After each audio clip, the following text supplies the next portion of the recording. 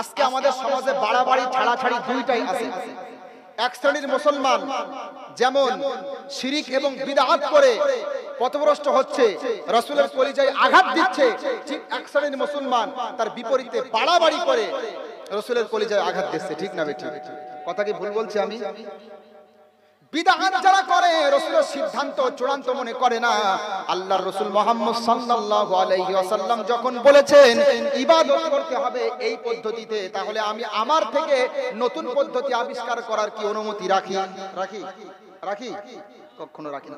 পক্ষান্তরে বাড়াবাড়িও আছে, এ নিয়ে বাড়াবাড়ি অবশ্যই আছে। আমি উদাহরণ দিয়ে বলি আপনাদের। আজকে ইউটিউবে এক শ্রেণীর বক্তারা ওপেন মানে ইসলাম প্রচার করার তাদের ধরনটা দেখতে অবাক হয়ে যায়। বাংলাদেশের এক বক্তা দেখছিলাম, নাম তার মুজাফফর বিন মুহসিন।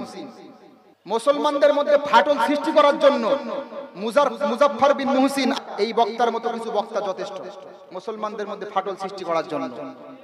যখন ক্ষমতায় আসলো তালেবানরা, ইসলামী রাষ্ট্র প্রতিষ্ঠা করলো, তখন এই বক্তা বলল তালেবানদেরকে দুলাভাই মনে করো, তালেবানদেরকে দুলাভাই মনে করো। তালেবানকে তুমি দুলাভাই হিসেবে গ্রহণ করেছো? তালেবান তো দুলাভাই আপনাদের, তাই না? কি সুন্দর! তালেবানের আকীদা বুঝো? তালেবানরা হানাফি মাযহাব ফলো করে, তালেবানরা উলামায়ে দেওবন্দি ফলো করে, এই জাতীয় কথা বলে তাদের বিরোধিতা করলো এই বক্তা। আচ্ছা বলেন তো, যেখানে বর্তমান বিশ্বে 100% ইসলামী নিয়ম নীতি বিধিবিধান কোন দেশে কার্যকর নেই, এমনকি সৌদি আরবের মতো জায়গায় নিকৃষ্ট পন্থায় নর্তকীদেরকে এনে নাচ করানো হচ্ছে, ড্যান্স ফাংশন করানো হচ্ছে। ঠিক না বেঠিক? সেখানে তারা যে ইসলামী রাষ্ট্র প্রতিষ্ঠা করলো, তাদের প্রশংসা করার দরকার ছিল না? ছিল না? আর এই আসের এই বক্তা মুজাফফর বিন মুহসিন বলছে তাদেরকে দুলাভাই মনে করো, তোমরা তাদেরকে দুলাভাই মনে করো, তারা আমাদের না, তারা হানাফি মাযহাব ফলো করে।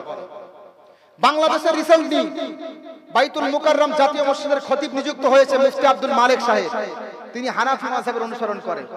এই জন্য এই মুজাফফর বিন মুহসিন বলল এর নেতৃত্ব আমরা মানছি না, মানবো না, ওর আকীদা খারাপ। বাইতুল মুকাররমের নতুন খতিব আব্দুল মালিক নাকি সহি আকীদার। আপনি কি খাইছেন? গাঁজার সাথে কিছু মিশ করে খেয়েছেন নাকি? ওখানে সহি আকীদার ইমাম খুতবা দিবে, আপনার হায়াতে চিন্তা করেন না, দোয়া করেন। চিন্তা না করে কি করবেন? দোয়া করেন। কিভাবে মুসলমানদের ধর্মীয় অনুভূতিতে আঘাত দিচ্ছে হামাস। ফিলিস্তিনি মুসলমানরা দীর্ঘদিন যাবত ইহুদিদের থেকে নির্যাতিত হচ্ছে, নির্যাতিত মুসলমানদের পক্ষ নিয়ে হামাসরা লড়াই করছে। আল কোরআনুল কারীমের আলোকে সমস্ত মুসলিম দেশগুলোর ঐক্যবদ্ধ হয়ে হামাসের সাপোর্ট করা দরকার। এগুলো না করে এখান থেকে প্রচার করছে ও যুদ্ধ বৈধ না। ও যুদ্ধ কি না বলেন?